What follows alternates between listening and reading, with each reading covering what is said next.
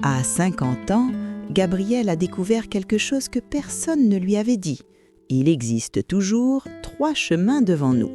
L'un nous détruit lentement en nous faisant croire que nous sommes libres, l'autre nous endort confortablement jusqu'à ce que nous oublions qui nous sommes. Le troisième exige un prix que presque personne n'est prêt à payer.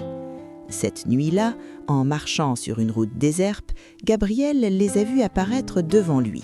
3 chemins réels, impossibles, inévitables. Ce qu'il a découvert au bout du troisième a tout changé. Mais ce n'est pas ce que vous imaginez. L'histoire commence par un mensonge, le sien. Gabriel venait d'avoir 50 ans, et quelque chose en lui s'était brisé sans faire de bruit. Ce n'était pas une crise, c'était pire. C'était l'absence totale de crise. Un matin ordinaire, en se rasant devant le miroir, il s'était regardé vraiment pour la première fois depuis des années. L'homme qui lui rendait son regard était un étranger poli. Sa femme Claire dormait encore. Elle dormait toujours quand il se levait. Ou peut-être faisait-elle semblant. Il ne savait plus. Leur mariage ressemblait à une chorégraphie parfaitement réglée où chacun évitait de marcher sur les pieds de l'autre. Courtois, fonctionnel, mort. Ce soir-là, il ne put dormir. Les chiffres du réveil défilaient avec une lenteur cruelle. À 2 heures du matin, il se leva sans faire de bruit et sortit de la maison. La ville était endormie et l'air de novembre mordait la peau. Il marcha sans but, laissant ses pas le guider vers la vieille route qui menait hors de la ville, celle que plus personne n'empruntait depuis la construction de l'autoroute. C'est là, au milieu de nulle part, qu'il vit quelque chose d'impossible. Une bifurcation. 3 chemins distincts, émergeant de l'obscurité, comme s'ils avaient toujours été là. Gabriel s'arrêta net. Il connaissait cette route par cœur. Il y avait couru enfant, s'y était promené adolescent. Il n'y avait jamais eu de bifurcation ici. Jamais. Le premier chemin était illuminé. Des lampadaires modernes, une surface impeccable, des panneaux publicitaires colorés. On entendait au loin de la musique des rires. Le deuxième chemin était large et confortable, bordé de bancs avec des lumières douces. Le troisième était à peine visible, étroit, sombre, montant légèrement vers une colline. Gabriel resta immobile, le cœur battant. Il n'était pas fou. Il le savait. Mais ces chemins étaient là, réels, solides sous la lumière de la lune. Sans réfléchir davantage, attiré par la vie qui semblait pulser là-bas, il s'engagea sur le premier chemin. Le premier chemin vibrait d'une énergie qui lui avait manqué depuis des années. Gabriel marcha plus vite, presque euphorique. Les lampadaires projetaient une lumière chaude, dorée. Des boutiques ouvertes en pleine nuit affichaient des vitrines éclatantes. Des gens circulaient, souriants, pressés, vivants. Un bar apparut sur sa droite. À travers les fenêtres, il vit des hommes et des femmes rire aux éclats, trinquer, danser. Sans hésiter, il poussa la porte. La musique l'enveloppa immédiatement.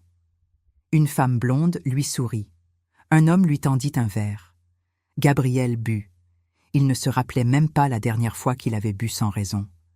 Les heures s'écoulèrent dans un brouillard agréable. Il parla fort, rit de blagues qu'il ne comprenait pas vraiment, dansa maladroitement. Personne ne le jugeait. Personne ne lui demandait d'explication. Ici, il pouvait être n'importe qui. Mais vers 4 heures du matin, quelque chose d'étrange se produisit. Un homme assis seul au comptoir le regarda avec une expression indéchiffrable. Leurs yeux se croisèrent une seconde de trop. L'homme détourna le regard, mais Gabriel avait vu quelque chose.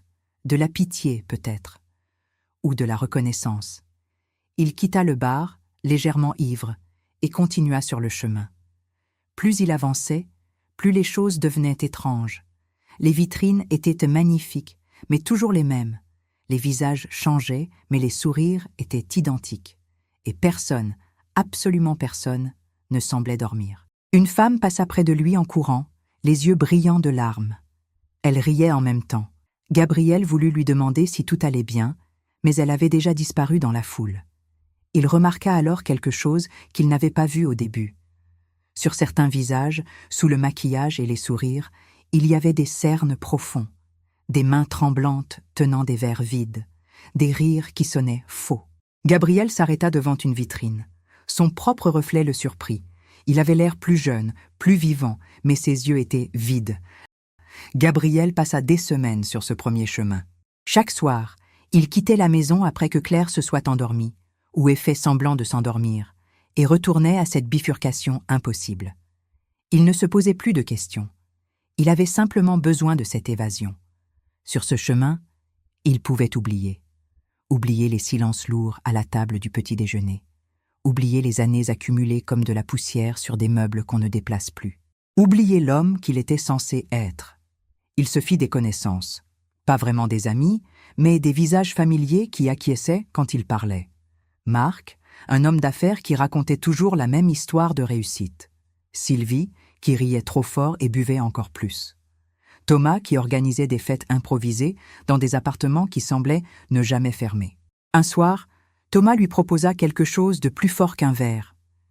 Gabriel hésita. Toute sa vie, il avait été l'homme raisonnable, celui qui refusait, qui contrôlait. Mais cet homme-là était resté à la maison avec Claire. Ici, il était libre. Il accepta. Ce qu'il ressentit ensuite fut une libération terrifiante. Tous les poids disparurent. La culpabilité, les regrets, les responsabilités. Tout s'évanouit dans une brume dorée. Il se sentit invincible. Il dansa jusqu'à l'aube, parla de projets grandioses qu'il ne réaliserait jamais, embrassa une femme dont il ne connaissait pas le nom. Quand il rentra chez lui ce matin-là, Claire était déjà debout. Elle ne dit rien. Elle ne demanda rien. Elle posa simplement une tasse de café devant lui et sortit de la cuisine. Gabriel aurait dû se sentir soulagé. Au lieu de cela, quelque chose en lui se tordit. Pourquoi ne disait-elle rien? Pourquoi ne se battait-elle pas pour lui? Il chassa cette pensée. Elle ne comprenait pas. Personne ne pouvait comprendre à quel point il avait besoin de ce chemin. À quel point il s'était senti mort avant de le découvrir. Les jours suivants, il remarqua des changements. Ses mains tremblèrent le matin. Il avait du mal à se concentrer au travail. Ses collègues le regardèrent différemment. Mais chaque soir, il retournait au chemin. Parce que là-bas, il se sentait vivant. Un soir, Marc ne vint pas. Gabriel demanda où il était. Sylvie détourna les yeux. « Il a eu des problèmes », dit-elle vaguement. « Il ne reviendra pas. » Gabriel voulut demander quel problème, mais la musique reprit et quelqu'un lui tendit un verre et il oublia. 3 mois après sa première visite, Gabriel se regarda dans le miroir d'un bar et ne reconnut plus l'homme qui le fixait. Ses yeux étaient brillants, mais creux. Son sourire était large, mais sans joie. Il avait l'air libre, mais quelque chose en lui était en train de mourir. Cette nuit-là, pour la première fois, il quitta le premier chemin. Peut-être connaissez-vous ce sentiment. Cette sensation qu'en cherchant à nous échapper, nous ne faisons que nous perdre davantage. Parfois, ce qui ressemble à de la liberté n'est qu'une cage dorée. Si cette histoire résonne en vous, n'hésitez pas à vous abonner et à partager dans les commentaires. Avez-vous déjà cru fuir quelque chose pour découvrir que vous fuyez surtout vous-même? Gabriel se retrouva à la bifurcation, tremblant et épuisé. Le premier chemin brillait toujours derrière lui, tentateur, mais quelque chose s'était brisé. Il ne pouvait plus y retourner. Pas ce soir. Il regarda le deuxième chemin, large, doux, accueillant. Des bancs confortables bordaient l'allée. Des lampes diffusaient une lumière tamisée, apaisante. Aucun bruit excessif, aucune promesse dangereuse. Juste la paix. Il s'y engagea lentement. Le contraste était saisissant. Là où le premier chemin hurlait, le deuxième murmurait. Des gens marchaient tranquillement, seuls ou par deux, sans se presser. Personne ne le regarda. Personne ne lui proposa quoi que ce soit. Gabriel s'assit sur un banc et, pour la première fois depuis des mois, respira profondément. Les jours suivants, il revint. Encore et encore. Ce chemin ne demandait rien. Il pouvait s'asseoir pendant des heures, regarder les nuages artificiels défiler dans un ciel qui ne changeait jamais. Des écrans diffusaient des images apaisantes, des plages, des forêts, des couchers de soleil en boucle. Une musique douce flottait dans l'air, jamais assez forte pour déranger, jamais assez silencieuse pour laisser place aux pensées. Gabriel se sentit mieux. Les tremblements cessèrent. Il dormait davantage, ou du moins, il fermait les yeux plus longtemps. À la maison, il était plus présent physiquement, même si Claire semblait encore plus lointaine qu'avant. Un soir, il croisa une femme assise sur un banc, un livre fermé sur les genoux. Elle ne lisait pas. Elle fixait simplement la page de garde, immobile. « C'est bien ?» demanda Gabriel par politesse. Elle leva les yeux, surprise qu'on lui adresse la parole. « Je ne sais pas, je n'ai pas commencé. »« Depuis combien de temps l'avez-vous » Elle réfléchit longuement. « 2 ans, je crois. Ou 3. Le temps est étrange ici. Vous ne trouvez pas ?» Gabriel acquiesça. C'était vrai. Les jours se fondaient les uns dans les autres. Rien de mauvais n'arrivait, mais rien de bon non plus. Rien n'arrivait du tout. Il rentra chez lui ce soir-là et trouva Claire assise dans le salon, les mains croisées sur les genoux. Elle le regarda avec une expression qu'il ne put déchiffrer. « Gabriel, dit-elle doucement, où es-tu » Il fronça les sourcils. « Je suis là, juste devant toi. »« Non, répondit-elle. Ses yeux étaient humides. « Tu n'es pas là. Tu n'es plus là depuis longtemps. » Il voulut protester, se défendre, mais les mots restèrent coincés dans sa gorge. Parce qu'elle avait raison. Il n'était nulle part. Ni sur le premier chemin, ni sur le deuxième, ni vraiment à la maison. Cette nuit-là, il ne put dormir. Vers 3 heures du matin, il sortit encore une fois. À la bifurcation, il s'arrêta devant le 3e chemin, celui qu'il avait toujours évité. Il était étroit, rocailleux, montant vers l'obscurité. Aucune lumière ne le bordait. Aucun bruit ne venait de là-haut. Juste le silence et l'effort qui attendaient. Gabriel resta immobile longtemps. Puis, lentement, il fit un pas en avant. Le 3e chemin était brutal dès le premier pas. Des pierres pointues, une pente raide, aucun répit. Gabriel trébucha plusieurs fois dans l'obscurité. Ses poumons brûlaient, ses jambes protestaient. Il n'y avait personne pour l'encourager, personne pour lui dire qu'il faisait bien. Après ce qui lui sembla une éternité, il aperçut une lueur, pas la lumière artificielle des 2 autres chemins. Quelque chose de plus doux, de plus vrai.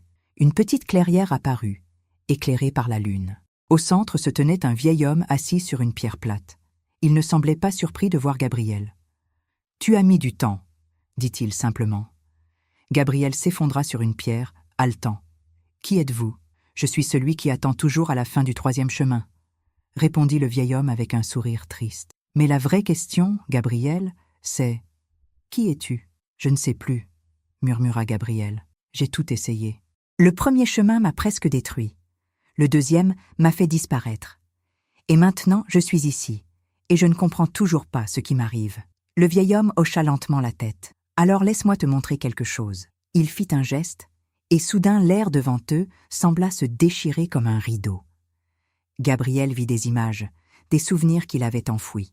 Claire, 20 ans plus tôt, riant aux éclats dans leur premier appartement minuscule. Lui, promettant qu'ils construiraient quelque chose de beau ensemble. Claire, 10 ans plus tôt, essayant de lui parler après le dîner, lui expliquant qu'elle se sentait seule. Lui, trop fatigué, trop occupé, remettant la conversation à plus tard. Claire, 5 ans plus tôt, cessant d'essayer, s'enfermant dans le silence comme dans une armure. Et puis, cette image le frappa comme un coup de poing. Claire, il y a 3 mois, assise seule à la table de la cuisine, pleurant silencieusement, une lettre à la main. Une lettre qu'elle avait écrite et jamais envoyée. Il pouvait lire les premiers mots. « Gabriel, je ne sais plus comment te retrouver. »« Non !» souffla Gabriel. « Non, ce n'est pas. Je pensais qu'elle ne se souciait plus. Je pensais qu'elle m'avait abandonné. »« Elle a fait ce que tu faisais, » dit doucement le vieil homme. « Elle a survécu au silence. Et pendant que tu cherchais la vie sur des chemins imaginaires, elle mourait un peu plus chaque jour dans une maison réelle. » Les images continuèrent. Gabriel se vit à travers les yeux de Claire. L'homme qu'il était devenu, absent même quand il était présent, fuyant dans le travail, puis dans les excès, puis dans l'engourdissement. Elle n'avait pas cessé de l'aimer. Elle avait cessé de croire qu'il pouvait encore la voir. « Ces chemins, » murmura Gabriel. « Ils n'ont jamais été réels, n'est-ce pas ?»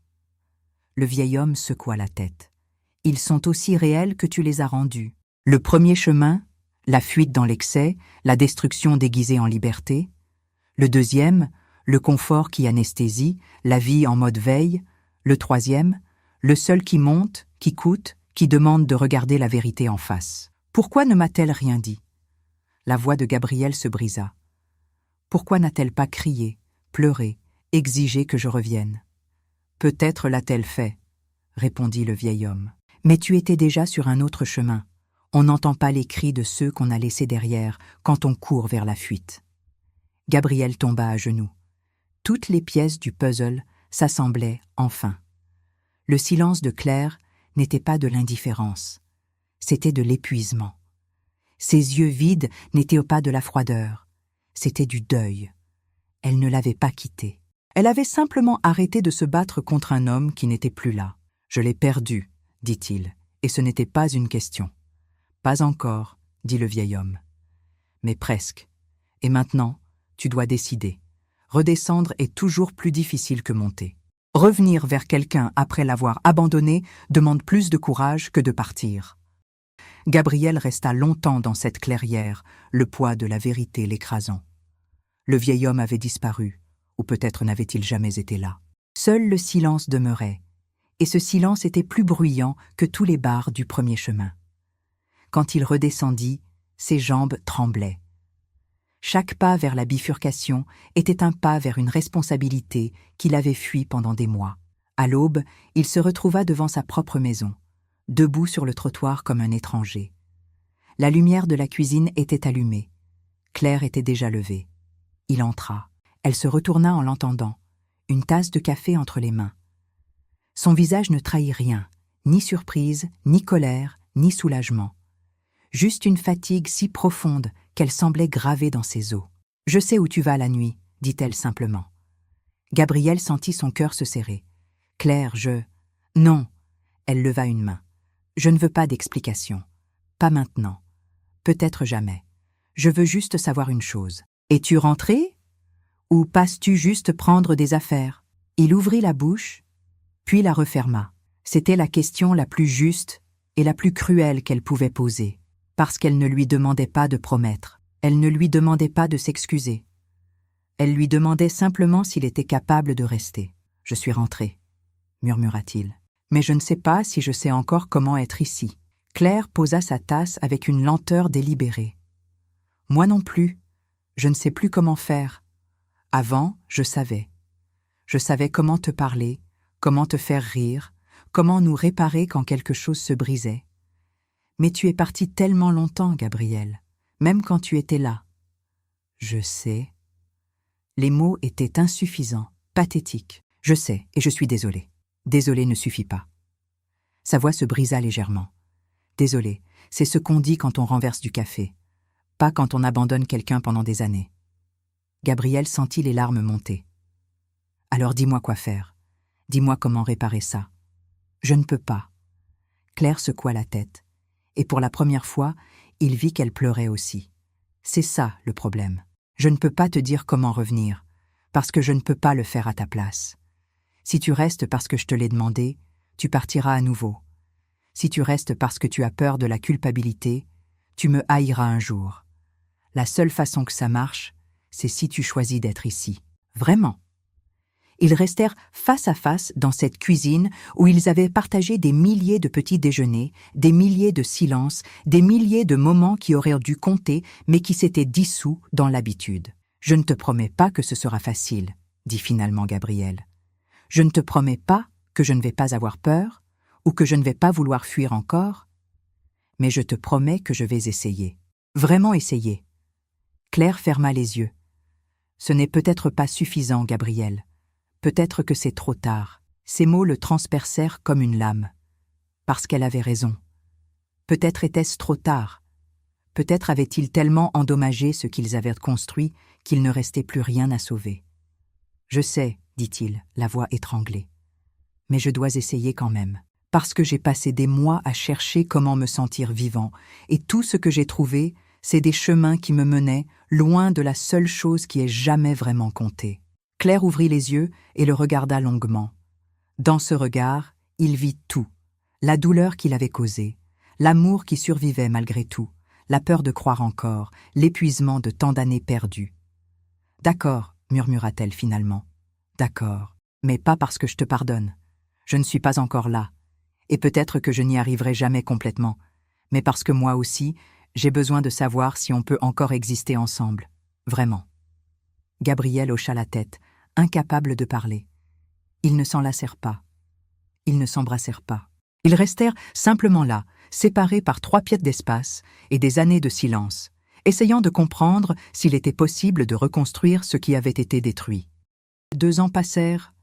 Gabriel ne retourna jamais à la bifurcation. Pas parce qu'elle avait disparu. Il savait qu'elle serait toujours là, quelque part, attendant dans l'obscurité. Mais parce qu'il avait compris quelque chose de fondamental. Les 3 chemins n'avaient jamais été à l'extérieur. Ils étaient en lui. Ils avaient toujours été en lui. Le premier chemin, la tentation de s'échapper dans l'excès, de brûler sa vie pour sentir de la chaleur, revenait parfois. Les soirs difficiles, quand le poids de la reconstruction semblait trop lourd. Mais maintenant, il le reconnaissait. Il pouvait sentir le mensonge doré avant d'y succomber. Le deuxième chemin était plus insidieux. Le confort de l'engourdissement, la facilité de cesser d'essayer. Celui-là le tentait les matins gris, quand il était plus simple de laisser le silence s'installer à nouveau, de glisser dans les gestes mécaniques, de survivre plutôt que de vivre. Le troisième chemin, celui-là, il devait le choisir chaque jour. Et certains jours, il échouait. Claire et lui ne redevinrent pas ce qu'ils avaient été. C'était impossible. Trop de choses s'étaient brisées. Mais lentement, avec une prudence douloureuse, ils construisirent quelque chose de nouveau. Pas un retour, une naissance. Ils apprirent à se parler à nouveau. Vraiment parler. Pas de ces conversations polies et creuses qui remplissent le silence, mais ces échanges difficiles où l'on avoue ses peurs, ses colères, ses déceptions. Claire lui dit des choses qu'il ne voulait pas entendre. Il dit des choses qu'il avait gardées enfouies pendant des décennies. Certaines de ces conversations les laissaient épuisés, en larmes, se demandant pourquoi il continuait. Mais il continuait quand même. Un soir d'automne, 3 ans après cette nuit où tout avait basculé, Gabriel se retrouva à marcher sur l'ancienne route. Pas pour chercher la bifurcation, simplement pour marcher. Claire était avec lui cette fois. Ils avançaient côte à côte, sans se tenir la main, mais ensemble. « Tu penses encore au chemin ?» demanda-t-elle doucement. Il réfléchit avant de répondre. « Tous les jours, mais différemment maintenant. »« Comment ? Avant, je pensais qu'ils étaient apparus cette nuit-là, comme par magie. Mais je crois qu'ils ont toujours existé. Et je crois que tout le monde les a, les 3 choix. Se détruire lentement, se distraire confortablement, ou affronter ce qui fait mal. » Claire acquiesça. « Et tu crois que j'ai aussi mes 3 chemins ? » ?»« Je sais que tu les as, » dit Gabriel. « Tu aurais pu me quitter. C'était un des chemins. Tu aurais pu rester et faire semblant que tout allait bien. C'en était un autre. Mais tu as choisi le plus dur. Rester et exiger que je revienne vraiment, ou partir. » Elle sourit, tristement. « Je ne sais toujours pas si j'ai fait le bon choix. »« Moi non plus, » admit-il, et c'était la vérité la plus honnête qu'il pouvait offrir. Ils marchèrent en silence pendant un moment. Puis, Gabriel s'arrêta à l'endroit exact où, 3 ans plus tôt, la bifurcation était apparue. Il n'y avait rien maintenant, juste la route, s'étendant dans l'obscurité. « Tu sais ce qui est étrange ?» dit-il. « Pendant tout ce temps, j'ai cru que le problème était que ma vie était morte. Mais ce n'était pas ça. Le problème, c'est que j'avais cessé de la vivre. J'attendais qu'elle redevienne excitante, facile, magique. Et pendant que j'attendais, elle continuait sans moi. » Claire le regarda avec une expression qu'il connaissait maintenant, un mélange de douleur et de tendresse. « Et maintenant ? Maintenant, je sais que la vie n'est pas censée être facile. Elle est censée être vraie. Et la vérité, c'est du travail. Chaque jour, sans applaudissements, sans garantie. » Elle tendit la main, pas pour le prendre, juste pour effleurer ses doigts. Un contact léger, fragile, qui disait « Je suis encore là, et toi aussi ». Ils rentrèrent à la maison ensemble. La maison n'avait pas changé. Les mêmes murs, les mêmes meubles, la même cuisine où tant de silence s'était accumulé. Mais quelque chose en eux avait changé. Ils étaient plus vieux, plus fatigués, plus abîmés, mais ils étaient présents. Cette nuit-là, avant de dormir, Gabriel pensa à tous ceux qui marchaient en ce moment même vers leur propre bifurcation. Ceux qui choisissaient le premier chemin, croyant que l'excès était de la liberté. Ceux qui choisissaient le deuxième, croyant que le confort était de la paix. Et ceux, si peu nombreux, qui choisissaient le troisième, sachant qu'il ne promettait rien d'autre que la vérité. Il n'y avait pas de morale simple à son histoire, pas de leçon qu'il pouvait emballer proprement et offrir. Juste ceci. Nous avons toujours 3 chemins devant nous. L'un nous détruit lentement, l'autre nous endort confortablement.